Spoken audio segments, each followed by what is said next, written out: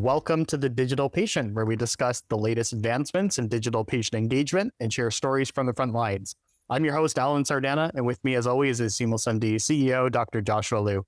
Today, we're joined by our very special guest, Dr. Eric Makhni. Dr. Makhni is a sports medicine orthopedic surgeon at Henry Ford Health in Detroit Metro, Michigan, and team physician for the Detroit Lions. At Henry Ford Health, Dr. Makhni currently serves as the Senior Clinical Advisor for Patient-Reported Outcome Measures and the Director for Orthopedic Quality and Informatics. From this work, he launched Proterra Health, a joint venture with the health system. Proterra Health partners with health plans, providers, and employers to improve musculoskeletal health by personalizing care journeys according to patient-centered data. Dr. Makhni completed his undergraduate degree at MIT, followed by a combined MD and MBA at Harvard. His orthopedic surgery training was at Columbia University in New York City, followed by a fellowship in shoulder and sports medicine orthopedic surgery at Rush University in Chicago. Dr. Makhni, Eric, welcome to the show. I'm very excited to be here. Thanks so much, guys. It is amazing having you on. You've led such an inspiring and dedicated career that's really focused around the patients, whether it's exceptional orthopedic care or your extensive clinical body of research on sports medicine, PROs, and solutions that can greater impact at scale patients, as well as giving back to the community in various ways. I'm really curious to start the conversation, like what drew you initially to sports medicine and orthopedics? Yeah, it's actually a really good question, and we don't get asked that often. My parents are physicians. So my mom's a primary care doc, my dad's a cardiologist. They had to practice together. And so growing up, I would always visit them. And so my view of medicine as a kid was just office. In that office, it was primary care. And I didn't know my dad as a cardiologist, but I just knew that was primary care. And as I learned more about cardiology and about surgery, I remember shadowing my dad's buddies who were open heart surgeons and seeing bypass surgery. Like, this was when I was, I don't know, back in the early 90s or maybe mid 90s, seeing open heart surgeries by the anesthesia, seeing all the bypass, everything was unopened. And I was like, okay, I want to do this. And so I requested to volunteer at our hospital to work in the ER where all the stuff was going down, and they ran out of space in the ER. And they're like, I was devastated. I was by like ninth grade. I was devastated that I couldn't get this volunteer job in the ER. And they sent me to the physical therapy ward. And I had no idea what that was about. And so I was like the ice bucket boy. I would fill people's ice boxes up while they were recovering from all their surgeries. And that's when I started to see about sports medicine, joint replacement, learning with people. These are patients that were like motivated. They were not all super obese and bad cholesterol. They were trying to get back to play sports. I played college tennis, so I grew up playing sports. And that's what got me into orthopedics and sports medicine. So I basically was hooked on sports medicine since I was 16. There was a period of time when Nip Tuck came out that I thought I wanted to be a plastic surgeon. And then I saw all the craziness in that show and I wanted no part of it. And so it's basically been a weird focus of mine in sports medicine. So your brother, Melvin, is also an orthopedic surgeon. So you both ended up in orthopedics. Like, what's the story around him? Yeah. He also volunteer on the same physiotherapy ward? So my brother's 2 years younger. He's a spine surgeon and a cervical spine specialist at the Brigham at Harvard. And we played tennis together in college on the tennis team. So we did high school together, college together. We were the same fraternity in college. We did med school. He did the MD MBA as well. We were in the same residency, and we finally diverged at fellowship when we both got to be 32. So he went to spine and I was sports all the way. So he's a smarter than the two of us. That's really funny. So speaking of being smart, most physicians, they go and get their MBA later in life, and you actually got yours kind of concurrently with medical school. And so I was wondering, what's the thinking behind getting an MBA so early, and what have been maybe some of the benefits for you as a physician leader over time? Yeah, that's a really good question. I got the MBA, I was class of 2010. And I applied to the program around 07 or something like that, And so at MIT, the biology track, it's actually relatively short. And so I actually was in a situation where I could have finished in 3 years. But I decided to do a fourth year. My parents always struggled with the financial part of medicine. They got beat up a lot on that because that was when the EMRs were starting to get mandated. They had a practice of 2, right? To have a private practice of 2 docs now is like, that's hard as it is now. And then think of the transition. So my parents really encouraged me to take business classes. So as a senior, I started taking a bunch of stuff in microeconomics, macro, organizational behavior, optimization, negotiations, finance 1, finance 2. And so I already knew I wanted to understand the business world and the business of healthcare. Well, Harvard was one of the first programs that I was aware of that did a streamlined path of 5 years. So it was for the way they did it was really nice. And I almost didn't apply because back then, and probably still a little bit now, but not as much, being an MBA in medicine was looked down on, right? It meant that you are clinically hardcore. And I remember the first several papers I published, I didn't put the MBA on it. I just put Eric Makhni, MD. I didn't want to give the wrong impression that it wasn't hardcore clinical. And so I waited to the last application cycle to apply to the business school because I had already done a lot of the coursework. So I was like, I kind of know it. And so I'm obviously very happy I did. But it was a time when my mentor in med school also did not put his MBA on his papers. And so that was what did it. When I finally was like, look, there's enough good in this. I'll do my own thing clinically and prove myself. And that's kind of how it started. But the program there was very good, very cutting edge. Back then, only 13 of the 150 students applied. And now I think shortly afterwards, it got very oversubscribed. And so they were turning people away, but it was a great time to do it. And it was almost like a full MBA experience, like a full-time immersion. That was great. How has that changed like the way you practice medicine today? Like, are you a lot more aware of like cost structures in your clinical practice or things like that? Or how do you think you do things differently than folks who haven't done an MBA in medicine? Yeah, I think there's two parts to that. So the MBA, what's crazy is that like now that I've started my own company and I'm reaching out to folks, people always just say, oh, it's for the networking. I never bought into that. Wow, is it true? Like the people who we hung out with are all like, I mean, I'm re-engaged them now and they're all doing crazy things as leaders of different companies and startups and big healthcare payers. Like some of my colleagues and friends are like big shots in these companies. And so I think that, the stuff you learn in the books is fine, but it's like everything, like, we learned organic chemistry. Like how much of that do we use now? So I think business school, first and foremost, just exposed me to a world that was outside medicine. And in medicine, we spent all day focusing on things like the Krebs cycle, glycolysis, organic chemistry structures, stuff that's totally irrelevant and very microscopic, literally microscopic, atom level. And we lose the forest for the trees on like, what happens if a patient can't afford medication? What does it matter what medication does, right? Or how do you deliver care? How do you actually make it financially viable or align incentives? And I think that part of it, you do learn in the business school. I also learned a lot about venture capital. That's what I wanted to focus on, and innovation, entrepreneurship.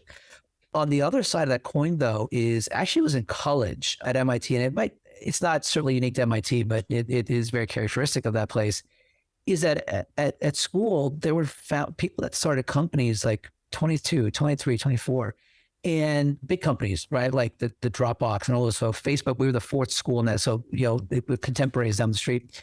And what you learn in an atmosphere like that is that anything's possible, right? It is totally normal to say, hey, listen, I've got a great job. I'm my 7th year in practice. I'm making a lot of money. Let me go ahead and risk a lot of that and start a company that I don't know if it's going to work, because it could work. And I think we could do something really cool. And I think being surrounded by that mentality of, yeah, why not try it out? Why not try to build something? Why not try to take a risk?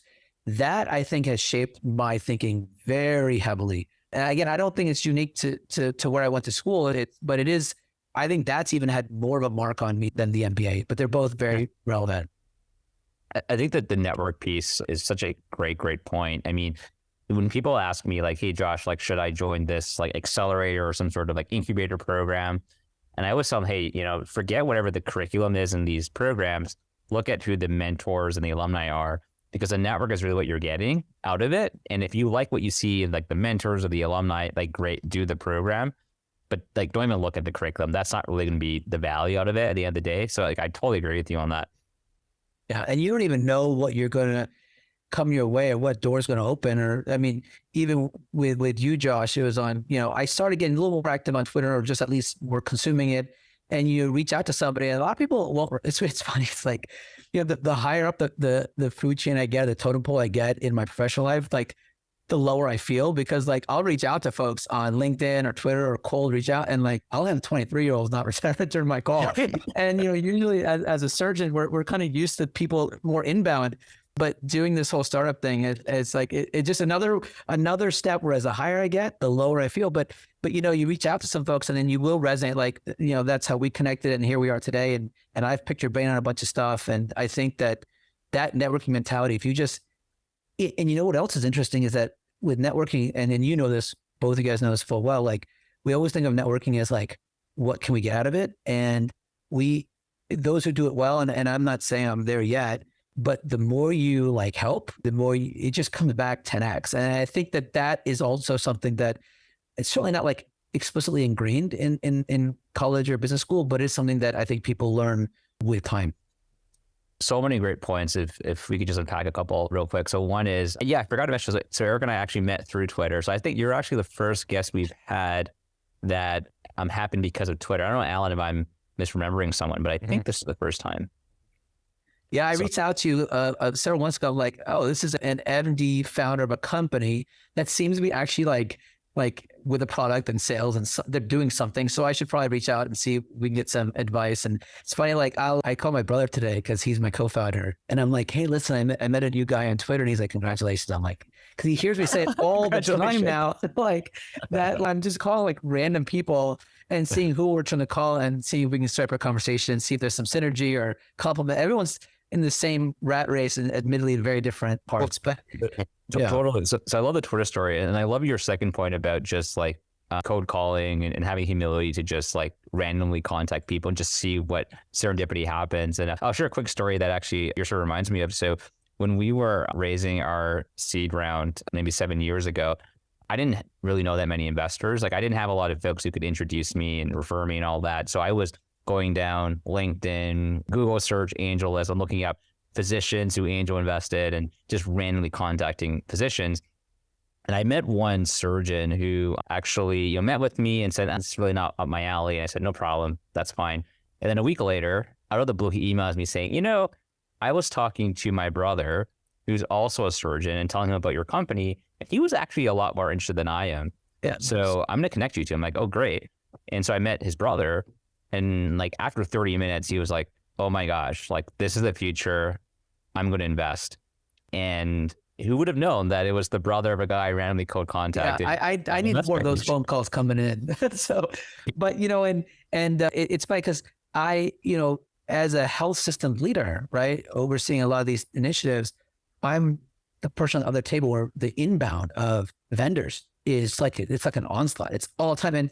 And before I would just ignore them. I would just be like, whatever. And now like I feel the pain because obviously you start in a company, you're in sales. That's what it is for a long time.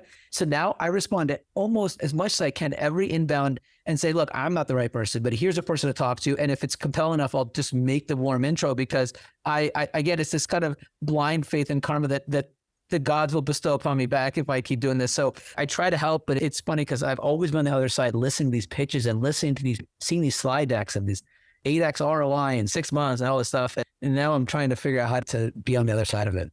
You have way more empathy now being So on the much. other side of the table. That's fascinating. Very true. Yeah.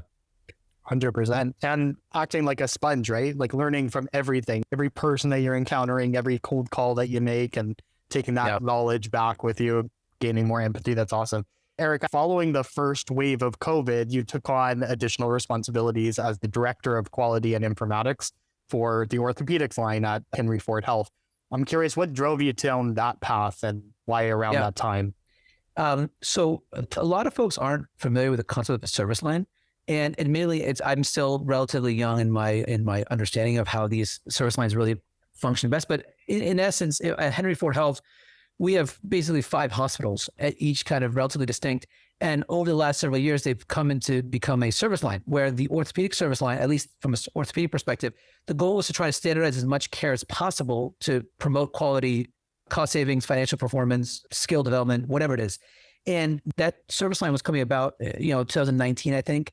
And so there was this need to look at data outside the confines of a single hospital and look across 5 hospitals. I think we have 135 providers between surgeons, non-surgeon physicians, and advanced practice providers. I had been looking into patient-reported outcomes since 2014, studying them as a research tool, as a quality tool, as a decision-making tool. And so how we got started in patient-reported outcomes was basically, that was what I was working on, was trying to get that so that we had these outcome tools for patients when we make decisions. And so it was a natural evolution of taking on more responsibility and moving out of when I started at Henry Ford, I was 20% clinical research, 80% clinician. That 20% FTE protection was a vehicle for me to say, let me do something that's a little different from research, but still rooted in the scientific principles of care delivery. And so that's how that came about. And quality, at the time as a new service line, these quality measures, even basics like mortality, right? We needed someone that would like cone in, really look at mortality. And what we found was that like just by looking at it, we realized that if there's a few patients that were coded incorrectly, or let's say they came in with a tibia fracture and also had a heart attack and then died from the heart attack, just fixing the coding to more appropriateness actually was a huge driver of performance and more appropriateness, right? So we needed someone to really dive in, and that's kind of how that all evolved. Can I ask you, like, and then we're going to get into PROs. That's one of your expertises. But we've seen way more progress with PROs and PROMs in orthopedics than I think any other specialty in medicine. I'm wondering if you have any insight into like, why is that? Like, what has orthopedics figured out, or what's motivated orthopedics in a way that we just haven't seen any other specialties when it comes to PROs and PROMs? So I was doing a lot of research in hand surgery as a medical student. That was my mentor, and he was phenomenally. I work with him today. He's at Henry Ford, and he's a hand surgeon. So I did hand research. And if you look at the outcome scores, again, this would be 2005, 2010, when I was doing these research studies, a lot of people were using things like the Gartland and Worley score, which is a physician-derived score that said, okay, what does the X-ray look like? What does the deformity look like? Subjective, how bad is the patient in pain? Let's give them a score of excellent, good, fair, or poor. And that's our score. Well, you can have somebody with a horrible deformity be perfectly fine, right? Like a 75-year-old woman with a wrist deformity, I mean, almost not even notice it. And so I think the field started evolving, understanding that like these tools are not they should not be physician-derived metrics. They should be patient-derived metrics. And a big part of orthopedics are joint replacements, right? You have a very reproducible surgery that's done on the masses, whatever, millions a year. And you can be really quality focused on that reproducible amount. And with orthopedics, the big drivers of outcomes are pain and function improvement, right? And so that I think, and then a lot of orthopedic surgeons are quantitative, numbers driven, like that's just how we think. And so I think that whole melting pot what led to things like big registries in Europe, right? Those Scandinavian registries, the Danish registries, the European registries on joint replacement, really taking PROMs and really centralizing care on them and outcomes on them. So I think that's why orthopedics has done that.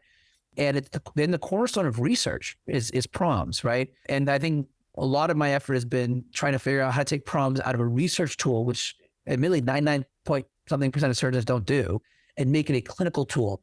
And that's kind of where that whole process started. Maybe to unpack a little bit, what do you think has to change in the environment so that more and more surgeons switch from it being purely a research tool to more, at least a quality improvement or a data care tool? So for the last several years, we have threatened, anytime I give a talk, like PROMs are going to get you, you better measure them or you're going to have to be forced to measure them, and measuring them is not easy, right? That's whatever the last several years of research has been on that. And two things needed to happen. One was that insurance would mandate it. And CMS in their new 2023 inpatient rule proposal for hip and knee replacements, and admittedly a small proportion, just the inpatient, have now laid the map and the groundwork for requirement of patient-reported outcome measures. And the essence is that they have to collect PROMs pre-op and 1 year post-op. The second thing that and then we know if CMS does it, the payers are just going to do it, right? And no one's paying the clinicians or the systems to help collect them, even though there's a cost to doing so. It's just like, you got to figure it out. Fine. The second thing is which hasn't happened, is if there's just a CPT code. Yeah. If you just like my mentor, Kevin Bozek, who's one of the big players in value-based care in orthopedics, he always says, I don't know if this is his original saying or if he got it from somewhere else, but if you go to an orthopedic clinic, we have no problem lining every patient up, putting them on a cold metal slab, irradiating them for an x-ray that they may or may not need, and not seeing a patient until that x-ray is done, right? For elective surgeons, the x-ray doesn't matter, right? You can have somebody with bone-on-bone arthritis, but if their function is normal, they do not need a surgery, right? They just don't need it. Maybe some do, but most do not. And CMS has adopted that, right? That's what they're looking at these scores. And so, but to do a 2-minute health assessment for physical, mental, and pain health, whoa, that's I don't have time for that. Or to understand if a patient has active untreated depression, I don't care if that leads to a 20% higher complication rate. I don't have time for that. And so what happens is the EMRs have not built that in, right? EMRs, there are major EMRs, which I'm not going to call out, but major ones that you cannot measure PROMs on in any sort of high fidelity. When those two things change, and one has already changed, now the EMRs have to follow suit, right? If the EMRs, which we all live in and depend on, allow for problem collection, it'll be part of care, right? And again, if somebody sees me for a meniscus tear, I'm a sports medicine surgeon, right? So meniscus tear, rotator cuff tear, nothing like acute or functional. I mean, if they're doing fine on an objective measure, like I don't need to do anything. They don't even need to see me. Just go home, do some exercises and live your life. You're fine. And so we're starting to understand that this is really important, but the IT infrastructure and the integration has to get there. And it's starting. And one of those two dominoes have already fallen. I think that's a fantastic point where like you're getting at like, how do you reduce the friction to doing something as part of standard clinical care? Part of it definitely is like our current IT systems like the EHR have to make it easy for it to be part of your workflow. Part of the research that you've done on PROs, are there kind of like one or two strategies you've found that even outside the EHR where you're still having to somehow collect them, one or two strategies you found to increase adoption or response rates? Anything that's worked out well for you? And I will say a lot of what I've done in PROMs and PROs has been built on the foundation of folks like Dr. Judy Baumhauer from Rochester. I kind of just copied what she did, maybe a little differently because we have a different institution, but I kind of copied her. And so I'm going to give a lot of credit to her on this. The one thing she always says is that the process has to be invisible. So on an average Monday morning, I might see from 8 a.m. to 1 p.m., 30 to 35 to 36 patients, right? My PROM collection rate, and we do about 3 to 4 PROMs per patient, is about 90-something%, right? And I'm not atypical in my system. I have patients, docs that see as many as I do, if not more, and they're still in the high 90s. It's because the process is invisible. To be invisible, it's got to be fully integrated into clinical and IT workflows, and it's got to take less than a few minutes because there's no wait time. You're just going in quick. The second part of it is the data has to be available in real time. I have to have the data in front of me when I look at the patient, right? Yeah. If I'm judging an elective surgery, like a non-structural surgery, like a meniscus tear or a rotator cuff tear, if it's not causing a lot of functional issues, knee replacement's one, right? We need to see that data in real time, and we have to engage the patient with it. Those are two things that have to happen. If you have those, you'll use it. And then there's a whole kinds of other quality improvement tracking you can do to make sure docs are using them. But those are two cornerstones. After that, everything is nice to have. Yeah. And I know, Eric, you've been an advocate for automation in PROs to make them seemingly invisible with the workflow. I think one of the steps in your workflow is even on the patient intake form, you're introducing that very first PRO, which I think is phenomenal and such a great way to weave it into the clinical care. Yeah, that was an idea our CMIO, Dr. David Allard had. And, you know, we go to conferences and some practices will say, we're having trouble with PROMs because the patient has a clipboard for the intake form, like how'd you get hurt? What's your VAS score? Do you smoke, drink, workers' comp? And then the PROMs. And the key is it should just be one process, right? Make the intake form a PROM. And at Ford, we actually looked at the intake forms and we have, let's say in our main medical group, about 30 or 40 surgeons. Each surgeon had their own intake form, 3 or 4 pages long. And some had review of systems because that was important back then for billing, pre-2021 or something. And some docs had different intake forms depending on the different clinic. So the front desk was photocopying 4 or 5 pages for each patient for their new patient visits. So what happened is that our PROM infrastructure lives and dies with our front desk, who does not report to us. They're a different operating unit. They don't report to orthopedics. They don't have to do anything we ask them to do. But by making it easier for them, it becomes sticky, because if we don't use this process, then they've got to go back to photocopying. And the intake form, if you look at it, there's a couple different flavors, but everyone asks pretty much the same questions. So we just switched it on overnight, and our department's been awesome, and everyone's just bought into it. The other nice thing is that from an operational perspective, if you're seeing lots of patients, you're not doing your notes right away in real time. And so either you have to write down notes like, oh, this is Joe Schmo, 16-year-old with knee pain that hit it on the football field, or the intake form says, I'm Joe Schmo. My injury was in football getting tackled. It happened on January 28th, 2023. My pain score is 5. I don't smoke, I don't drink. And then you make it automatic into documentation. So when I do a new patient notes, it automatically flows that information in. Now you make it sticky for clinicians. I have some clinicians who are like, I don't care about the problems. I need that intake form automatically fed in, right? And so I think that's what I've been really focusing on is how can we make PROMs a useful operational tool and a useful clinical tool rather than something we put in the doldrums of research lakes that we pull up for whatever we want to later. Yeah, that's great.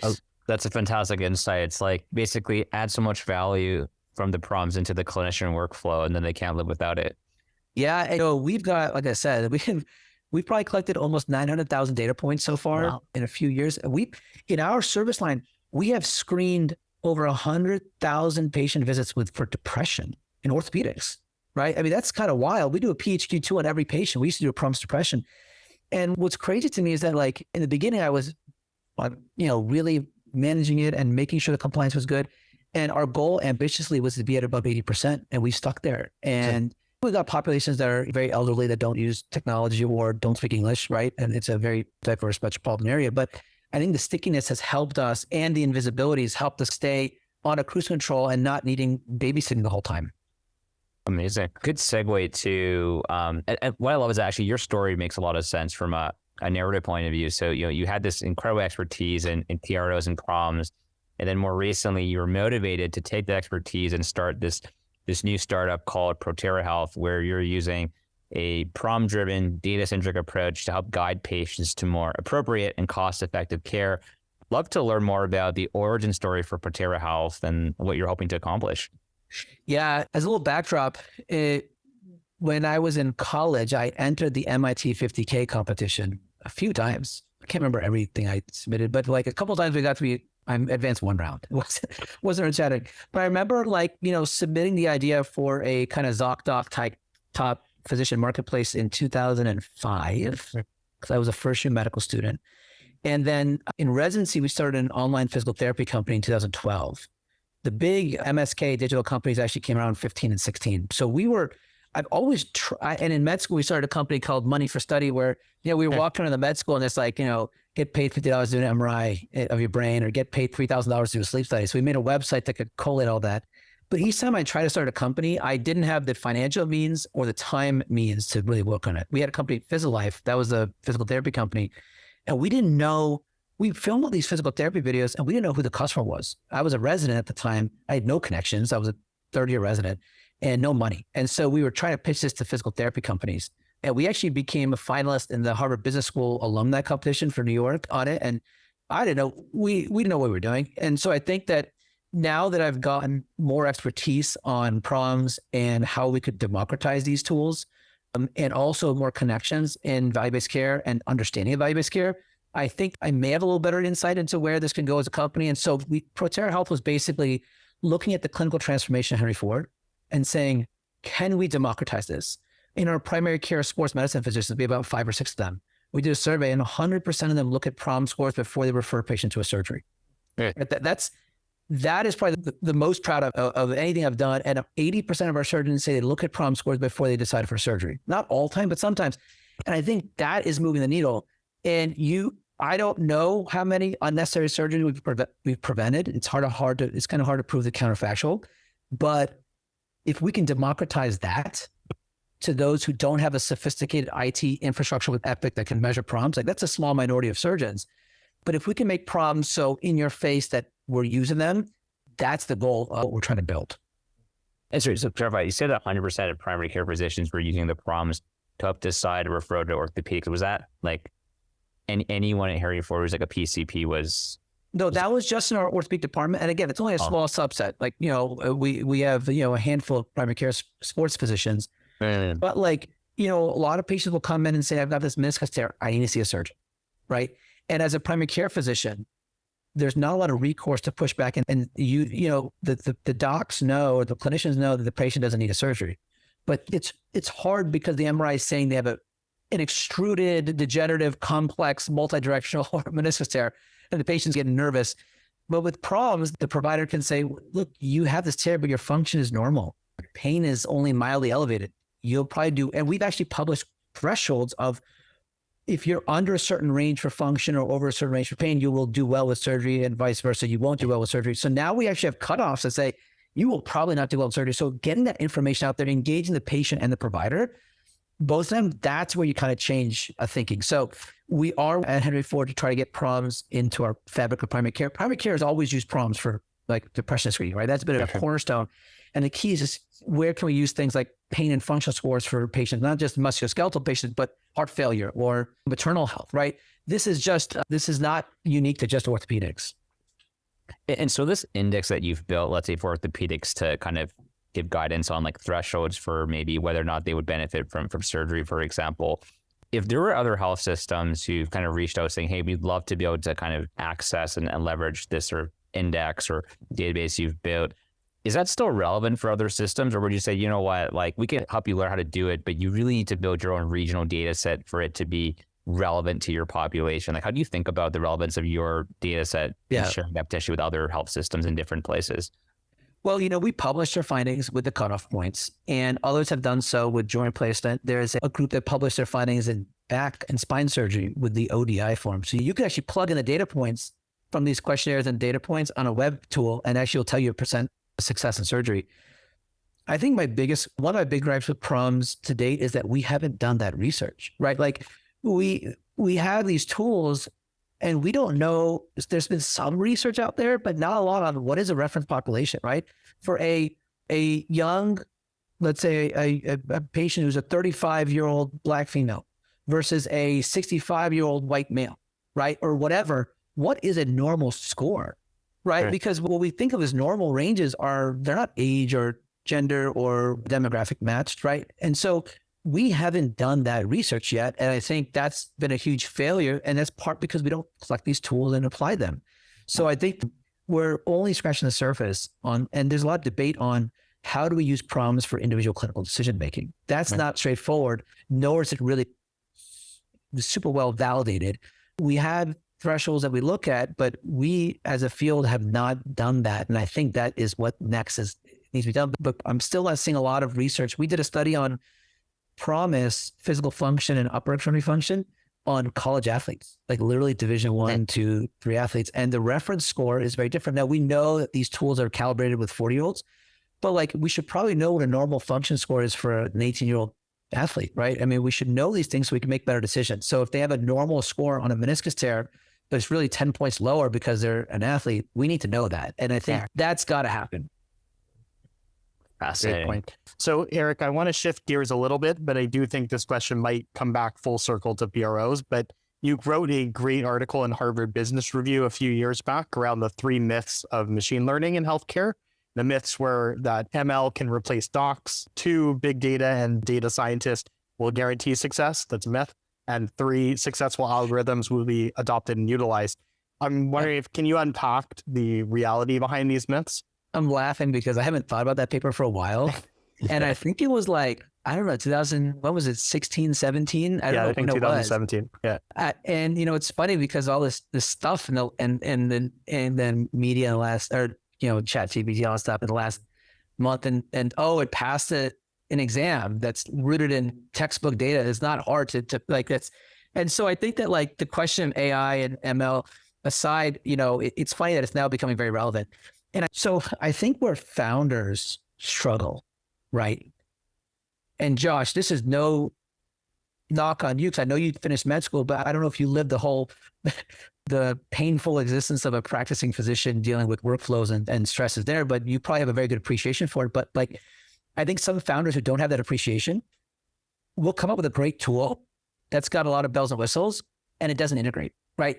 And it doesn't integrate not only from a tech stack perspective, but like from a workflow perspective. You can have a tool that integrates perfectly in the EMR, but if the physician doesn't know it's there, or it relies on any external thing, you're in trouble. I saw something online where someone was asking how come, apps aren't used as much for clinicians as they are on the EMR, because people are on the EMR slogging away, trying to get the documentation. They're not on the EMR to discover. They just want to put it in so they can bill and document, right?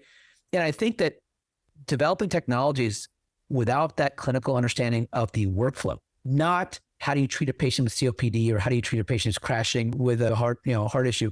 It's how do you bill? How do you put a code in? How do you, like for us at Protera now, everything I do is like, well, would a physician or surgeon use this? Yeah. And if so, why wouldn't they use it? And the reason why they wouldn't use it is overpowering. It's almost like, and I think that article really harped on the fact that and nothing's changed, right? You go to ChatGPT and ask them some stuff, nothing's clinically relevant enough to use in real time, like nothing. And I think I saw an article today where like Bing is having trouble now with ChatGPT integration, like even for day-to-day stuff, right? AI takes what we've done and spits it back to us in different ways. It's fancy regressions, all that stuff. And I think that like, the tech alone is not going to do it. In more startup founders, I bet, and Josh, and Alan, you may have experienced this too. Like the people who are successful have these like really probably shoddy MVPs that are horrible, but they get to the patient part of it. And the other thing about healthcare, my sister's a clinical informaticist at the Mayo Clinic, and she's part of our team at Protera. She talks to us a lot about this and says, you cannot just make a Twitter for healthcare. It is a human to human interaction, right? And there are expectations of healthcare as a patient that you're not going to pay for everything, right? It doesn't matter what the values. Patients want more expensive stuff because they're paying for insurance, because they're not paying the bill, and neither the physicians, right? In some ways, neither the hospitals. And so I think not understanding those things are going to be critical flaws for founders. And we're trying to avoid that as much as we can. I totally agree. I think one of the things that I've learned, even though I haven't lived the full cycle of a practicing clinician, but I think I've built that humility around kind of the limitations of technology in healthcare. And so I think what I believe now is technology is a great tool, but it's not enough alone to drive transformation. In fact, the more important thing is change management. So technology is easy. The change management, the human piece is far harder, to your point. And so whenever I talk to people who ask me, well, Josh, what is SeamlessMD's differentiators in the market and all that? And, investors want to hear some fancy thing like network effect, AI, and that stuff doesn't matter, right? It doesn't matter at all. They're what's going to reduce friction to adoption by clinicians? And it's things like you said, EHR integration. It's clinical evidence that you have confidence that this works. It's things that fit my workflow. Well, here's an anecdote that sums it up. And so there's a primary care physician who has sent me patients since I started practice almost 7 years ago. He's been wonderful. And I talked about some of the stuff we're doing in Protera. And I was asking him when you do make referrals, is it in the EMR? He's part of Epic. He's part of our system. And he's like, oh, no, I just asked the MA. She helps me.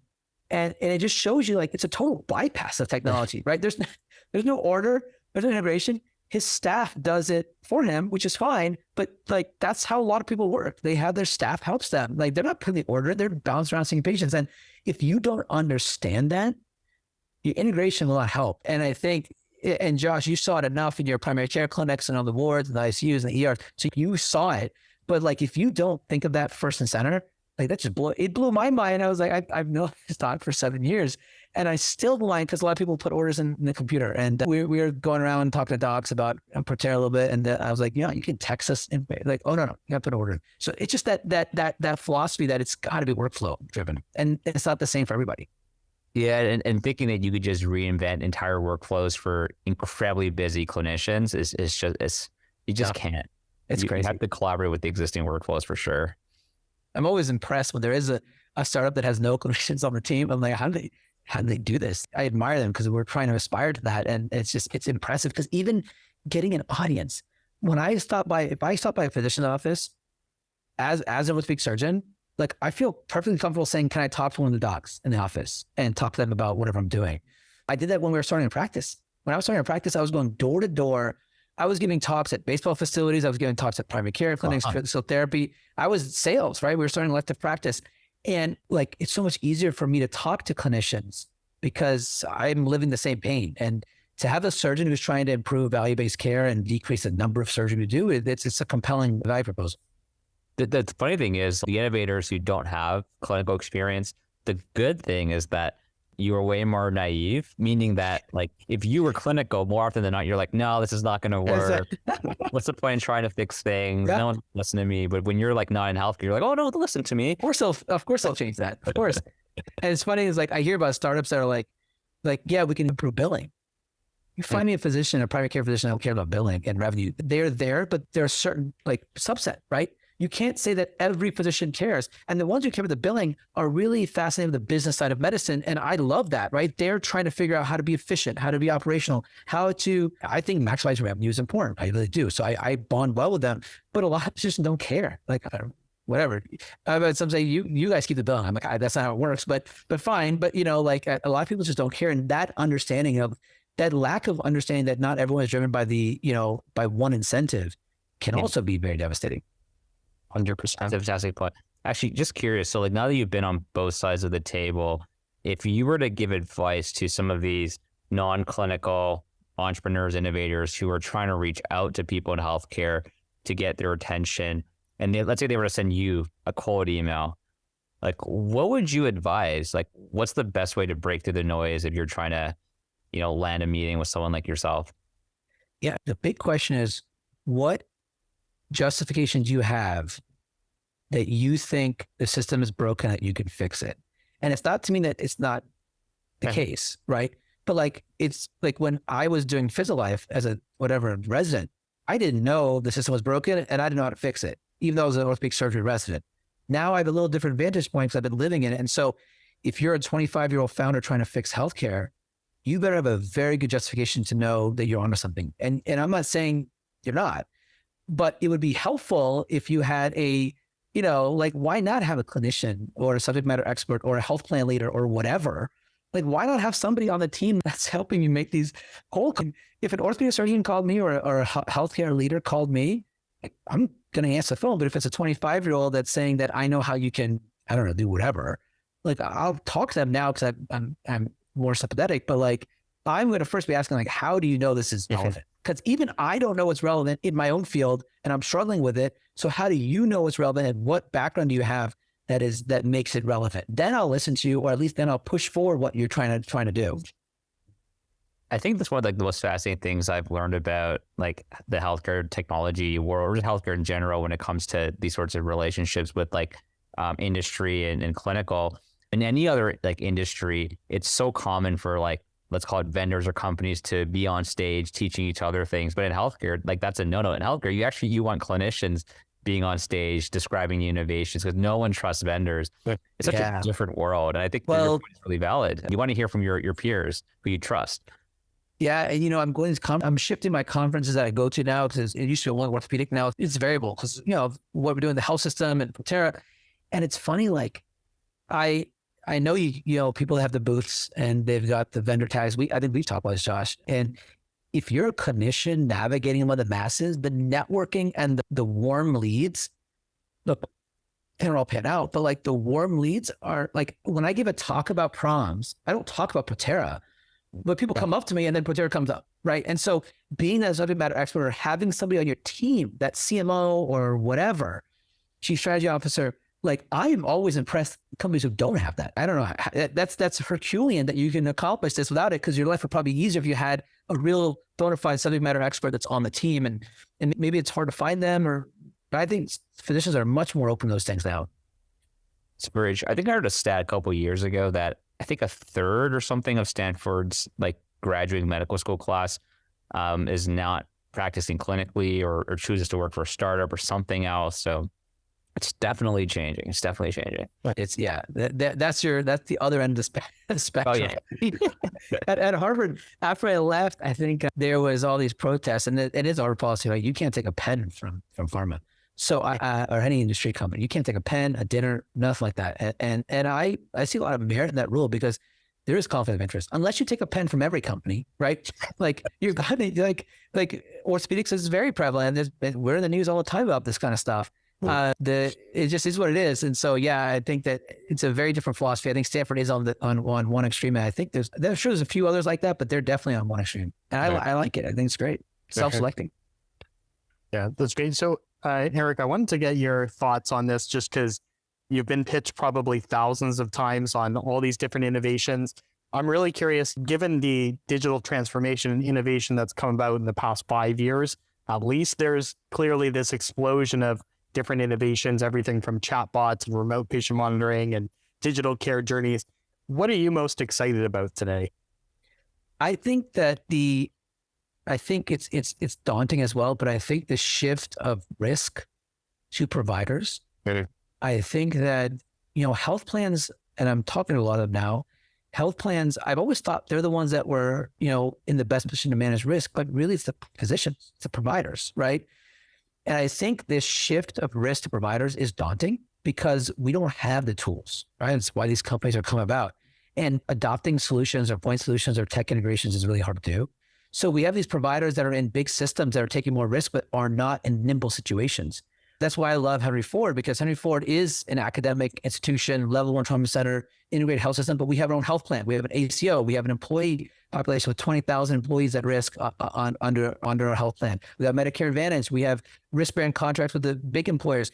And so I think when you can go to an institution where you can really innovate around that, and we've done that as a system, we've taken some big risks on bundle payments and other types of work.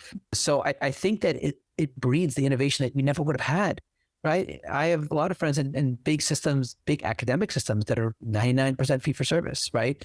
They don't have that pressure to innovate. And so with this risk shifting and what COVID taught us, I think that's the most exciting time. So the extent to which these tools can help, right? At my business school reunion a little while ago, we talked about the chatbot for, I think it was Amtrak, and how they did a really good job because the Amtrak chatbot presented itself as a chatbot. And the customer could interact with it knowing it's a chatbot and it could limit its questions. I sold my car on Carvana before everything kind of hit the fan a few months ago. And I was talking to a chatbot for 2 weeks. I had no idea. And so I think that if you can we're talking about like drop-offs and this stuff. And then at the end, it was a he, I think his name was something. He was like, okay, let me get a human on. I was like, wait a second here. Like, this just blew my mind. It's been 2 weeks. But I think that that's what ChatGPT is about, right? Like, can you operationalize and automate the mundane tasks of like, we still have call centers. Why? That doesn't mean like we have tons of people employed in call centers across the country, like tens of thousands of jobs. And with a workforce shortage, those folks should be put somewhere else, and we should automate that process. Like Open Table's been out for a while. Like the secret's out that you could do this, and we haven't figured out how to do that. And we're starting to. There's another part of innovation at NV4, the self-scheduling, and it's not just us. The key is, can you self-schedule the right patient, the right provider, right? And I think that'll be the next step. But these are the kind of things that are ripe for innovation. Well, one of the fascinating things to me is that like medicine and healthcare might be one of the few places where the consumer, the patient, doesn't want to be talking to a virtual avatar or AI. Maybe like the operational things like the call centers, they don't mind doing that, but the actual clinical care, I don't think patients would feel comfortable doing that. But in any other like industry or use case, like call centers, airlines, banking even, you're happy to talk to a chatbot if it's faster, but not in medicine. You actually want to know that this is not just an avatar. It's a real person. The other thing that's amazing is that like people aren't paying for it. Like most people on insurance, like they're paying for it through insurance. So if you look at a patient with end-stage knee arthritis, right, they're in pain 24/7, 365 days a year, non-stop pain.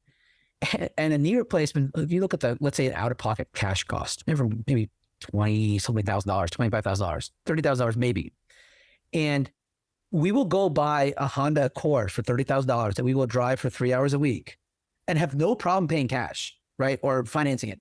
But the thought of paying for something that you will use 24/7, 60 seconds a minute, 60 minutes, whatever it is, like that philosophy. And again, we have insurance, so it's obviously a big part of it, but like the thought of paying for healthcare is really, really foreign. And the fact that we've tied healthcare to employers has been the most devastating thing because the employers don't have the tools to manage, and insurance companies get a percent. They're an ASO, like they get a percent of the claims or whatever it is. So the more money the employers spend, right, there's no recourse of payers to like really want to bring those costs down. So these are things, these economics are at stake, and patients have been on studies where they say, if I'm paying for insurance, I want the most expensive treatment possible. I don't care if it's any better than the other. I want the most expensive. So we have this weird situation, which is why the system is so fragmented and broken. Scary and fascinating at the same time. Yeah. What she was like. Really great point. It had me speechless, honestly. Eric, I wanted to ask you this. You've also been committed to giving back to the community in so many different ways. I know a lot of international service that you do in Dominican Republic and India, for example. Why is that particularly important to you? First of all, I'm impressed you knew that. I don't even know how you knew that, but I guess, I don't know where that was from. Maybe some personal statement that's online. I would first say, I don't think I do nearly enough. I think that as physicians, at least from my perspective, we spend all of our time toiling away and sacrificing personal gain, and all of our buddies out hanging out and partying, and we're studying. And I think once we get to be physicians, we get caught in that rat race of work and starting families. So I don't think I do nearly enough. And I think that that's something I need to be better at. What's fascinating about going abroad and doing surgery abroad is that when I was a chief resident, I went to India, and we operated on in a farming community in the Gujarat. And you would do the same surgery there you do here. We did rotator cuffs, tennis elbow, fractures, osteotomies, whatever it was. And we're talking about like Tylenol for 2 days. These guys are back out. Like it's, you'll learn that like we are a victim of our own doing. This pain as a vital sign thing put us back decades. As a resident, if a patient was a 2 out of 10 pain, 5 hours after knee replacement, we had to push morphine, right? Okay. Because the nurses' bonuses were affected by it. If their pain scores were up too high, this was 2000, whatever, 10 to 15. We did that to ourselves. And so I think going abroad, learning what you can do with less and the satisfaction that patients get from just being heard and being taken care of, it grounds you very much. But I have a long way to go in philanthropy and a lot more work to do. I don't think I do nearly enough. Awesome. So humble. All right, just being mindful of your time, Eric, let's flip over to the Fast 5 lightning round. There's 5 questions to get to know you better for our audience. Number 1 is, what is your favorite book or book you've gifted the most? The Obstacle is the Way, Ryan Holiday. Nice. Yeah, I love that. My surgery mentor from residency told me about it. And when I see kids with ACL tears and they think the world's going to end for them, I tell them about this book. And they'll come back and say, I read it. And you have no idea what life has in store. And if you adopt that philosophy of what that book teaches, it really makes it, apart from very tragic and horrible circumstances, it helps you kind of just keep pushing forward. Like, oh, didn't work. Jocko Willink, right? His thing online, it just says good, right? No matter what, it's just good. Move on. And so I think that book I think about that book all the time. And as a new surgeon, when you have a complication or something breaks nowhere, you're like, oh boy, oh wait, nope, this had to happen so I can be better. And so it changes everything. So that would be the book. Yeah, I love it. Question 2, who is a person either dead or alive you'd love to meet? Abraham Lincoln. My kid's 4. He's got Abraham Lincoln posted on the wall. My wife wouldn't let me name the second one Abraham, but he's fascinating. And for him, it's about grit, perseverance, but leadership, right? There's a book, Lincoln on Leadership, came out a long time ago. That's huge. And I'm not saying I espouse all of it. I mean, I live up to all of it. I certainly try to do as much as I can, but that book, anyone who's going to be a leader or wants to be a leader, personal life, professional life, that book, study Lincoln. And that was Ken Yamaguchi, a shoulder surgeon. He got me onto all that. Great. Question 3, would you rather have super strength, super speed, or the ability to read people's minds? The minds. I'm sure, I don't know, you probably get that a lot, but I could be a lot better at that. That would help me a lot. So I think I'm especially bad at that. So if I can even get that a little better, it would have a lot of windfall. Yeah, like that. The superpower is just 1% of being able to read people's minds. That's good. Question 4, what is something in healthcare you believe that others might find insane? We can protocol care a lot and we can predict who's going to do well. Maybe this is more orthopedic focused, but like healthcare, I mean, we all know this, it's pattern recognition, right? We just got to figure out how to protocol that, automate that in a way that's patient friendly and patient engaging. But I think we could do that. I love that. Question 5, if you could travel back in time to any event or moment, what would it be and why? The Revolutionary War period fascinates me. I'm too much a wuss to say I would want to fight in the front lines with musket fire, but like fly on the wall would be kind of cool. So I think that would be that part of U.S. history is always fascinating to me. I love that. Surprise question 6 that I have, Eric. I'm curious, how do you maintain your optimism? Because I know you're wearing the Lions uniform today, and they haven't won since '57. So what keeps you going? So I got really into football when I was in Boston. I was there for 9 years. And so lots of parades. I mean, so many parades. I remember my OBGYN clerkship. I missed one day. I played hooky because I went to the Celtics parade and I came back. There's green confetti everywhere. And so championships were very used to, like, that was just, there's another one. I lived in on Common right in Kenmore. What's funny is I've been with the Lions for 5 years. And, you know, I always, at the beginning, was like, how are the fans so rabid about this team when they've had this record? And seeing over the last few years, like, my wife asked me, she's like, you don't care about the Super Bowl anymore. I'm like, I don't care. It's like, well, when would you care? I was like, if the Lions were in it. And I was like, oh my God, it happened. I am now on that side. And so I think part of it is just being part of the organization, all the changes they've had recently. I mean, they're at the top of the town now. The staff there and you know, as medical docs, we're kind of, you know, we have our own little side there. We're not like court, any sort of athletic part of it, except for taking care of the players. But like, but it's kind of phenomenal and it's kind of neat. Anytime I'm on a game watching from sidelines, I'm always like, well, this was my dream to do this. And it's kind of wild that the players, like, I'm bumping into them, they're bumping into me. I'm the guy who usually goes on the golf cart to take the guy to the X-ray, and so my job is just not to fall off like on TV or whatever it is. And so I think that being part of it and seeing it and like you're really part of the organization, I think that's why I crossed over. So cool.